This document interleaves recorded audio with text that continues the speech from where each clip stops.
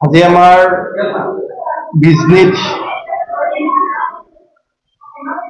জুবিন গাৰ্গ স্মৃতি সৌধ নিৰ্মাণ সমিতিৰ উদ্যোগত অহা 18 তাৰিখ মানে অহাকালি আমাৰ দিনজোৰা কাৰ্যসূচী জুবিন গাৰ্গৰ জন্ম জয়ন্তী উপলক্ষে আমি দিনজোৰা কাৰ্যসূচী লৈছোঁ। তাৰে আমি প্ৰথম কাৰ্যসূচী হৈছে আমাৰ জুবিন গাৰ্গৰ প্ৰতি যি শ্ৰদ্ধাঞ্জলি, সেই শ্ৰদ্ধাঞ্জলি আমাৰ আৰম্ভ হ'ব 9:30 বজাত আৰু তাৰ পিছৰ আমাৰ যি কাৰ্যসূচী আছে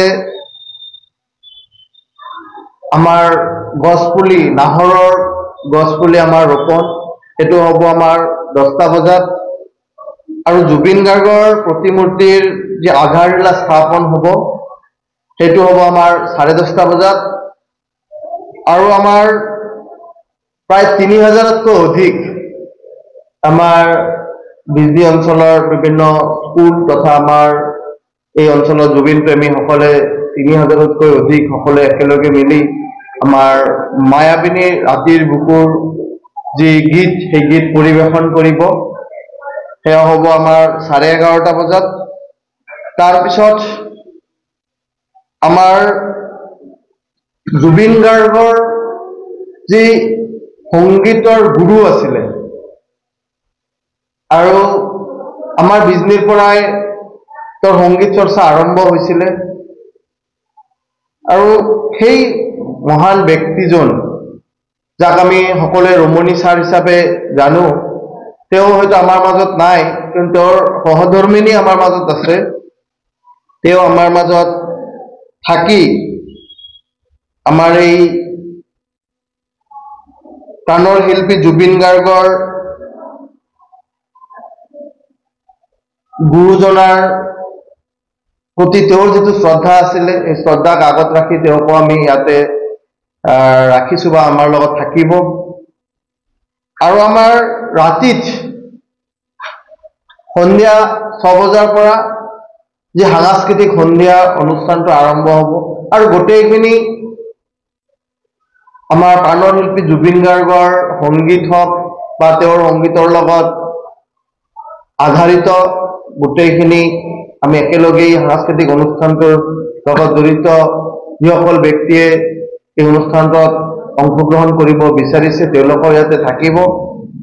আপোনালোকৰ জৰিয়তে বিশেষকৈ বিজনীবাসী তথা জুবিন প্ৰেমীসকলক আমি অনুৰোধ জনাম যাতে সকলোৱে এই অনুষ্ঠানটো যাতে সফল কৰিব পৰা যায়, খুব সুন্দৰকৈ সকলোৱে যাতে আমাক আমাৰ এই পৰিচালনা সমিতিক যাতে সহায় সহযোগিতা আগবঢ়ায়।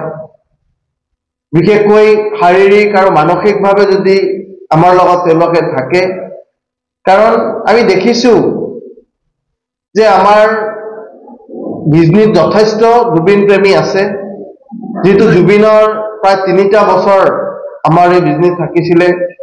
জুবিনৰ লগত বহুতো ব্যক্তিগত সম্পৰ্ক আছে আৰু সেইসকল মানুহ আমি দেখিছোঁ যে আছে ইতিমধ্যে আমাৰ লগত লাগি আছে। তথাপি মই কালিৰ দিনটো বিশেষকৈ যাতে এই কাৰ্যসূচীটো আমি সফল কৰিব পাৰোঁ, কোনো বাধা বিঘ্নি নোহোৱাকৈ আমি পাৰ কৰিব পাৰোঁ, তাৰ কাৰণে মই অনুৰোধ জনাইছোঁ।